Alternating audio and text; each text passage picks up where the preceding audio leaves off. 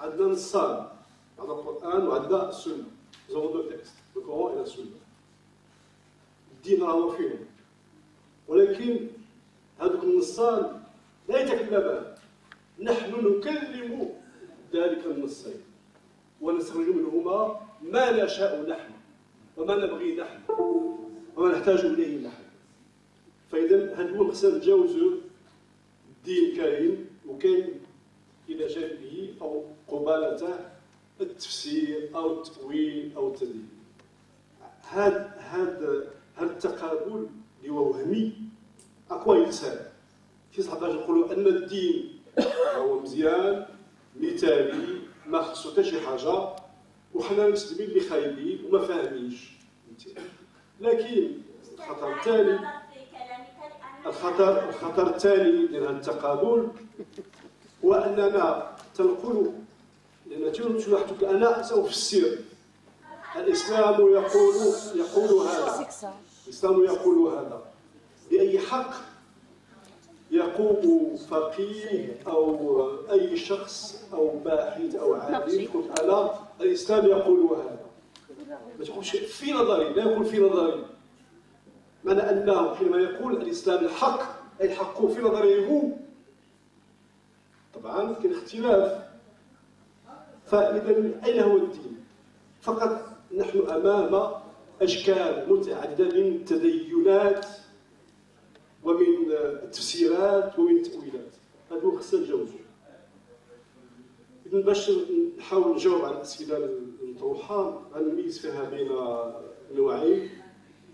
النوع الأول في أسئلة دقيقة des questions précises ثم السؤال الجوهري ديال la relation entre le féminisme islamique et la laïcité. Alors par rapport aux premières questions précises, concises, c'est Tariq parlait de l'entreprise, plus il y a des femmes, plus l'entreprise est productive. Oui, bien sûr, ça c'est prouvé, c'est établi. Mais d'abord il y a deux choses. Il y a le principe de l'activité de la femme. Est-ce qu'on est pour ou contre? Est-ce qu'on est pour que les femmes soient actives dans l'espace public? Déjà, ce n'est pas évident pour tous les musulmans. Et même si on est d'accord pour ce principe-là, est-ce que les femmes vont accéder au poste de responsabilité et de décision? Autre que, n'est-ce pas? Bien sûr, dans l'inconscient musulman collectif et dans son imaginaire, et malgré les apports scientifiques, comme quoi la femme est un être complet, différent, parfois supérieurement intelligent, cela ne bouscule pas ce principe fondamental et fondateur dans la religion al-Misa al-Mar, ça habite l'inconscient collectif. Nous savons très bien que le soleil ne se lève pas et ne se couche pas depuis Copernic, mais nous continuons à dire que le soleil se lève et qu'il se couche. Donc, la vérité scientifique ne se transforme pas automatiquement en vérité sociale vécue. Vous voyez, c'est pour ça qu'il y a résistance. Par rapport, bien sûr, résistance parce que la femme est inférieure en raison et en religion, c'est un principe qui est là, sacré depuis des siècles. Alors que le fait que l'on sache que la femme, c'est l'égal de l'homme, c'est un être complet, c'est une tradition récente qui n'a pas encore été réellement assimilée par la majorité, par les masses arabes et musulmanes. Par rapport au crime d'honneur, oui, il y avait dans le code pénal un article qui disait, bon, si l'époux attrape en flagrant délit soit l'épouse en adultère, il peut bénéficier de circonstances atténuantes. Et il y avait silence sur le cas inverse, si la femme attrape son époux en cas d'adultère. La demande féministe, c'était que l'époux adultère, que l'époux coupable, ne bénéficie pas de circonstances atténuantes. C'était ça l'enjeu, c'est ça la revendication. Quand il y a eu une réforme en 2003, qu'est-ce qu'on a fait? On a dit que l'épouse, si elle attrape son époux en cas d'adultère, elle aussi va bénéficier de circonstances atténuantes. Donc ce n'est pas la demande féministe qui a été, disons, satisfaite. Au contraire, on a eu une réponse patriarcale. On comprend ce ordre passionnel, donc on fait bénéficier le coupable de circonstances atténuantes. C'est une sorte d'égalité, mais dans le négatif, dans le patriarcat. Alors, j'irai vers, bien sûr, Anna Shirtoun. Voilà un exemple. نساءكم حرث لكم. سي عزتي خليني الوقت ديالي نجاوب على راحتي. ماشي كاين جلسه ثانيه، هذه جلسه اولى ينبغي ان تاخذ وقتها وحقها. بارك الله فيك. جلسه ثانيه فهمتي احترم الوقت من الاول. أن شئتم، نساءكم حرث لكم أن شئتم. أنا أشكر الأستاذ اللي ذكر هذه الآية هذه، قال لك أن شئتم كيف نفسرها؟ واش المكان، واش الزمان، واش الموضوع، واش كذا واش كذا. وأنا شخصيا أرى أن هناك مساواة إبستيمولوجية معرفية بين كل التفسيرات. كل التفسيرات متساوية من الناحية الإبستيمولوجية المعرفية. معنى هذا ما كاينش دين من له الحق باش يقول أن هذا هو المعنى الوحيد والأحق ديال هذه الآية هذه، لا أحد. ملي تيجي واحد بهذا التفسير ديالها ويفرضه كسلطة، يأخذ السلطة المعرفية والسياسية. هذا مثال جيد على أنه لا وجود لدين، بل هناك فقط تبين وتفسير وتأويل إلى آخره.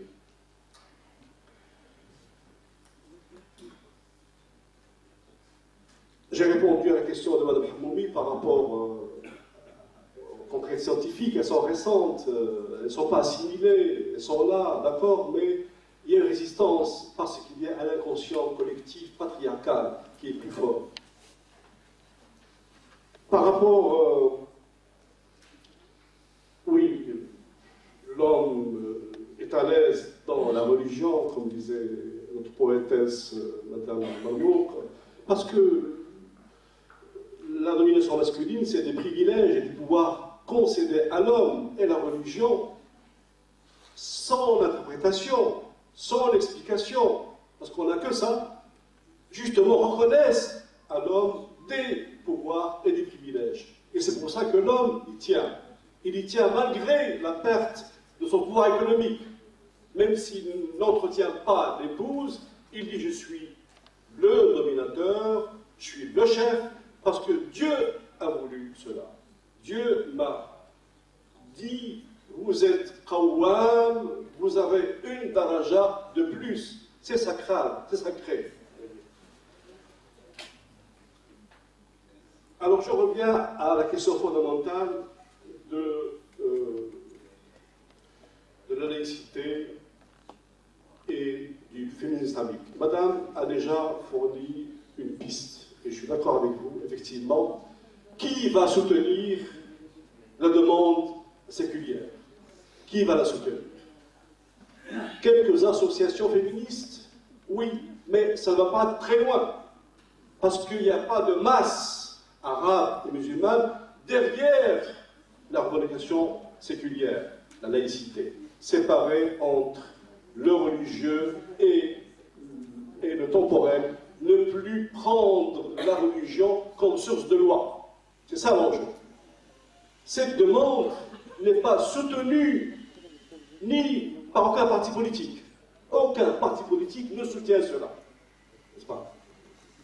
Donc, forcément, on est obligé de dire l'islamisme, de dire le féminisme au nom de l'islam, par la force des choses. La laïcité, c'est-à-dire ne plus prendre la religion comme source de loi, ça c'est le but stratégique. On doit arriver à cela. Mais pour le moment, c'est politiquement incorrect, c'est politiquement impossible. Et du coup, on doit coexister avec le religieux, on doit exploiter le religieux, on doit enlever le texte coranique et sunnite, on doit l'enlever des mains des conservateurs et des fondamentalistes pour leur dire que nous aussi, modernistes, égalitaristes, nous avons le droit de lire, de proposer notre lecture. Et, bien sûr, l'ijtihad, Madame Idrissi, l'ijtihad ne sera pas dans la laïcité. C'est clair. Elle nous dit on doit mettre de côté le texte religieux comme source de loi. C'est clair, c'est simple. L'enjeu, c'est de faire de l'ijtihad dans le corps de l'islam, dans le cœur de l'islam. Et malheureusement, dans la salle, il n'y a pas eu de réaction par rapport aux 5 principes que j'ai proposés, que je propose depuis 15 ans, depuis 17 ans, pour être exact, n'est-ce pas? J'ai proposé des choses pour montrer comment on peut produire l'égalité au nom de l'islam. Ça, c'est l'ijtihad. En tant qu'intellectuel, en tant que sociologue, en tant que chercheur, j'ai fait un effort d'ijtihad pour dire voilà comment on doit lire les textes sacrés aujourd'hui pour leur faire dire l'égalité. C'est ça l'ijtihad. Et j'aurais aimé qu'on discute ces principes-là. Bien sûr, comme disait M. Mustafa, parfois on bute devant des textes qui sont, soi-disant, ininterprétables. الآية القطعية لا تقبل التأويل. الآية القطعية هي التي تحمل معنى ظاهرا واحد حسب الفقهاء. Là, on peut faire deux choses. Soit dire, d'après la linguistique moderne, d'après Todorov, que tout texte est interprétable, que le signifié est toujours plus abondant que le signifiant. يوصيكم الله في أولادكم مثل الذكر حظ الأنثيين. On peut للذكر مثل حظ الأنثيين. On peut dire que يوصيكم الله ماشي كتب عليكم أو يأمركم الله. On peut dire que c'est une tawsiya, une recommandation. On peut revenir à son contexte historique. Pourquoi ça a été dit? Dans quelles conditions? Dans quelles circonstances? Donc, c'est ça l'ijtihad. Et si jamais on bute, si on dit l'autre solution, c'est suspendre ta'liq an-nas. On le suspend, on suspend sa mise en œuvre, on suspend son application, parce que les données actuelles, sociales, historiques, politiques, économiques, la condition nouvelle de la femme nouvelle, ne permettent plus l'application et l'usage de ce texte-là. Et ça fait partie de l'esprit de l'islam. Donc, dans l'islam, il y a la lettre et il y a l'esprit aussi. Ne pas oublier que l'islam est aussi un esprit. Ruh, fikr, maqasid. N'est-ce pas? Voilà, merci.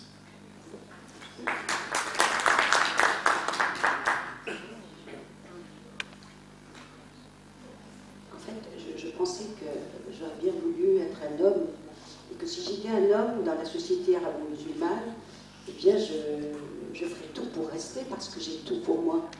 Donc c'est pour saluer tous ces hommes qui, malgré ça, acceptent d'être des féministes et de partager la cause des femmes. Il y a quelque chose de maso là-dedans, mais je les salue. Non, je ne parle pas de vous. Non, je parle des féministes d'une façon générale. Monsieur, vous avez parlé de la production de croyants. Effectivement, nous sommes dans des sociétés qui produisent des croyants et non des citoyens. Mais ça peut s'arrêter.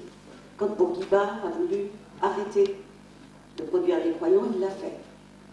Et après, nous nous sentions d'abord comme des Tunisiens et des citoyens. Et nous avions oublié ça. C'est-à-dire, moi, ma génération ne se posait pas du tout la question du voile. Alors que maintenant, vous allez dans des banlieues en France, eh bien, on se pose la question du voile.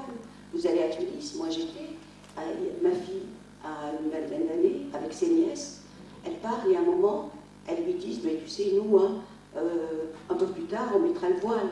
Donc, vous voyez comment, et du coup, on peut refabriquer aussi du croyant. C'est ça. Mais ce n'est pas une fatalité. Aïcha, bien sûr que je partage complètement ce que vous avez dit, j'irai même plus loin, mais vous savez qu'il y a des limites, des houdoud à notre parole en tant que femme, parce que les religieux sont là, parce que les fatwas sont là, et donc nous ne pouvons pas, malheureusement, aller jusqu'à dire les choses et être dans une forme d'autocritique et de rébellion. Cela dit, moi je prêche de sortir du religieux. Je pense que c'est ça le piège dans lequel nous sommes. Je ne crois pas dans l'exégèse. Je crois dans des valeurs universelles. Je ne crois pas dans le ijtihad sur les sourates, parce que je ne crois pas dans l'évolution du droit musulman. Le fait de dire qu'on va moderniser, mais vous savez, vous pouvez épouser 4, mais il a dit, si vous ne pouvez pas être équitable, n'en épousez une seule. On en est là depuis 14 siècles, ça peut continuer encore. Donc, ce que je dis, c'est que, idem pour la question du voile, moi je partage tout à fait, mais bien sûr, pour moi, je ne comprends pas qu'on puisse afficher comme signe de libération un signe qui est le contraire même, qui est une façon d'envoyer, de cacher le corps de la femme et de la désigner comme une fitna, donc comme une discorde dans la cité. Ça, je ne comprends pas. Je ne comprends pas pourquoi le Dieu des musulmans n'a choisi que les cheveux des femmes. D'ailleurs, maintenant, il n'y a que les cheveux, parce que le reste, on peut le laisser tel quel. Je trouve parfois qu'il y a, dans le voile, par exemple en France, vous êtes dans un pays musulman, à la nuit, ça peut aller, la plupart sont voilés. Vous êtes en France, je passe moi, dans un quartier de Paris, passe une femme voilée, on regarde plus la femme voilée que moi, parce que nous sommes dans un pays qui est non musulman. Donc là, il y a une inversion du sens du voile. Le voile, c'est l'anonymat et la pudeur. Et là, ça devient une façon de désigner la femme comme étant, voilà, il faut la regarder un peu plus. Je pense même que dans certains cas, quand je vois des femmes voilées, mais maquillées comme des superstars, et moulées dans des... Je dis, le voile est une surenchère sexuelle. Il dit, regardez-moi, je suis un corps. Donc, je ne voile pas ce corps, regardez-moi, je suis un corps à dévoiler, donc regardez derrière le voile. C'est ça, la surenchère sexuelle dont je parle. Vous avez posé la question de l'international féministe. Effectivement, malheureusement, dans le monde arabe, nous avons le choix entre l'imam et l'officier. Il va falloir que nous comptions petit à petit sur quelqu'un qui, au pouvoir, puisse dire, encore une fois, je reviens à Bourguiba, mais vous savez, qui puisse dire, voilà, eh bien, j'impose ce modèle laïque. Vous rompez. Quand Bourguiba, au mois de Ramadan, boit son verre de lait et dit, une nation comme la vôtre, si Ramadan vous affaiblit, eh bien, vous n'en avez pas besoin, il faut le faire maintenant. Donc je pense qu'il faut une personnalité politique assez forte. Je pense qu'il faut compter sur les femmes, parce que nous, ce qui nous a sauvés après la Révolution, qui a imposé l'idée après Narda, ce sont quand même des femmes qui ont voté à 70% pour l'idée tous. Je pense qu'il y a une élite intellectuelle qu'il faut absolument sortir du référent religieux et qu'elle nous parle d'autre chose. Parce que c'est un fonds de commerce maintenant. Je pense qu'il y a une dédiabolisation de l'Occident qu'il faut faire. Tout ce qui produit l'Occident n'est pas contre nous. Et donc j'appelle à une forme d'altérité qui n'existe pas dans le monde musulman. On peut être tolérant, on n'est pas dans l'altérité. Par définition, l'altérité, c'est pouvoir se positionner dans la place de l'autre. Pour le faire aussi, je pense qu'il faut détruire des mythes. Parce que c'est pour ça que moi, il y a 20 ans, j'ai écrit un livre qui s'appelle « Pour en finir avec Sherazade ». Parce que franchement, les mille et une nuits Sherazade, nous en avons assez. Ce modèle de l'éternel féminin, il faut en sortir. Voilà des modèles qui... Hier, j'ai entendu Soumaya Gassous parler de la jahiliya comme quoi les femmes n'avaient pas d'héritage et que les femmes étaient dans des conditions lamentables. Non, ce n'est pas vrai. Quand vous revenez à l'histoire de la jahiliya, les femmes avaient une liberté, notamment une liberté sexuelle, tout à fait formidable par rapport à l'époque. Donc, ce qui vient après va venir comme un contrôle de la sexualité féminine qui dure encore. Pour Mustapha, je l'ai dit, je crois, je ne crois pas dans une évolution du droit musulman, ni une modernisation. Je crois dans une forme de distance qu'il faut prendre. Nous regardons nos sources, nous prenons une distance. Il faut que nous ayons le droit de critiquer, de dire ce qui ne va pas. Il faut que nous arrivions à réfléchir et non plus à réciter. Il faut que nous arrivions aussi à nous mettre, à ouvrir pour dire, voilà, mais nous n'avons peut-être pas raison, mais nous avons tort, mais il faudrait peut-être faire comme les autres, sans être vendus pour les autres. Et la laïcité, enfin, il faut la définir. Moi, j'ai entendu un ministre, j'ai un copain qui est laïque, mais laïque comme moi, et le prêche du vendredi était pour expliquer que ce monsieur, l'imam le nommait à la tribune, donc il le désignait à la vindicte de tout le monde, hein, à l'époque la plus sombre, et il disait, vous savez ce que c'est Ce monsieur Almani, vous savez ce que c'est l'Almanie, hein? C'est le mariage pour tous, c'est l'homosexualité, c'est la débauche des femmes. Voilà comment le prêtre. Il faut absolument expliquer. Les Français ne savent pas encore le faire. Il faut expliquer la laïcité aux musulmans. Ce n'est pas du tout. C'est une façon de rentrer la religion à l'intérieur avec tout le respect qu'on lui doit, de la protéger, mais qu'elle soit une affaire personnelle. Le reste appartient aux législateurs laïcs. Merci. Merci, Président. Pour conclure, la parole est à vous, Monsieur Mohamed Khalil. Bon, petite question, je ne me rappelle pas le prénom.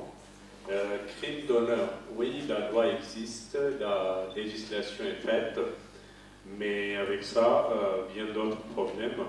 Les libérations, on dit libération, on peut faire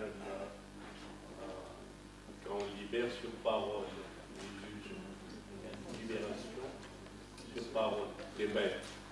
Donc, le système judiciaire n'est pas très performant, donc il y aura toujours le crime d'honneur, mais sûrement moins parce que la loi existe. Donc oui, c'est une très bonne chose. L'autre question était sur la Benazir Bhutto, donc le Premier ministre du Pakistan. Comment ça se fait que les femmes ont toujours plein de problèmes et on a eu des premiers ministres? Donc, dans la région, même le temps des Moghols, il y a presque 500 ans, 300 ans aussi, il y a plusieurs personnages qui ont régné. Les femmes sont très présentes, mais elles sont présentes, ça fait partie de 5 ou 10% de la population d'élite. La classe moyenne n'est pas présente. La femme urbaine, elle travaille. Il y a beaucoup de femmes urbanisées, urbaines qui travaillent. On est là dans les banques, elles conduisent, elles sont bien là. Mais la population rurale, elle est dans un très mauvais état. Et ils sont très nombreux parce que c'est 60% de la population. Donc ça fait 120 millions sur 200 millions. Donc voilà. La démocratie, les femmes généraux et bien sûr, oui j'ai oublié, Benazir Bhutto était donc femme d'un Premier ministre et aussi la petite fille d'un Premier ministre. En ce qui concerne la démocratie au Pakistan, donc oui, on a eu plusieurs dictatures, plusieurs généraux qui ont fait des coups d'État. Mais depuis 8 ans, oui, on a la démocratie et le temps de Benazir Bhutto aussi. Mais le gros problème que nous avons, c'est en 1949, les gens donc de droite et les gens religieux, ils ont passé une résolution qui s'appelait Qaraardad al-Maqasid, ou résolution d'objectifs. Et son article 5 dit « Les musulmans seront habilités à ordonner leur vie dans les sphères individuelles et collectives conformément aux enseignements et aux exigences de l'islam tels qu'ils sont énoncés dans le Coran et la Sunna. » Donc c'est vrai qu'à chaque fois quand les gens de gauche ou les gens du centre sont au pouvoir, déjà ils n'ont jamais la grande majorité, donc ils gouvernent ensemble avec la droite religieuse. Et c'est cette droite donc, religieuse, elle utilise donc cette résolution de Qaraardad al-Maqasid un maximum, et on n'arrive pas à sortir de ce cercle vicieux, de tout ramener au même point, c'est-à-dire plus de religion à chaque fois qu'on peut. Donc je ne sais pas si j'ai bien répondu à votre question ou pas. Merci. Merci beaucoup. شكرا للأستاذة، شكرا للأستاذين على تدخلهم. إذا سمحتم الإخوة المنظمين أخبروني بأنه لكي نربح بعض وقت سنمر مباشرة إلى جلسة يشارك فيها، جلسة جد مهمة في نظري، يشارك فيها الأستاذ الغني عن التعريف أحمد الخمليشي بموضوع الساعة عنوانه بين الدين وتفسيره. كما سيشارك في نفس الجلسة الأستاذ أحمد عصير بموضوع لا يقل أهمية بعنوان المرأة بين الدين والقانون العرفي. وأخيرا الأستاذ سعيد الكحل بموضوع عنوانه جد إشكالي، الفقه الإسلامي نقطة تفسير تكريس للظلم الاجتماعي للمرأة. فنمر مباشرة إلى الجلسة الثانية، وشكرا مرة أخرى للمتدخلين.